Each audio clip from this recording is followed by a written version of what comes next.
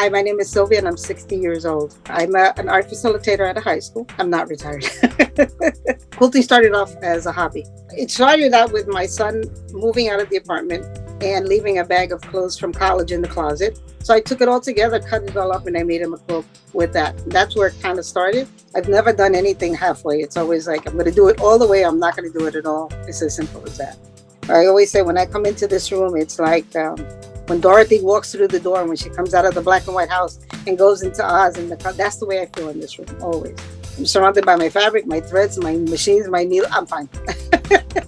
Everybody, I believe, has something that they've wanted to try or to do or to be. Give it a shot.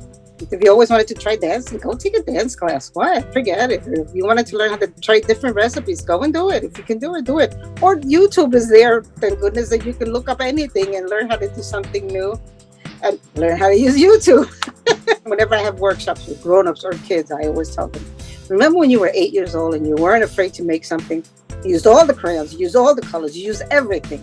You had no fears and you just went in there and you made it and it was the best thing you ever saw. That's what I want you to look for. Create that way and you'll be fine.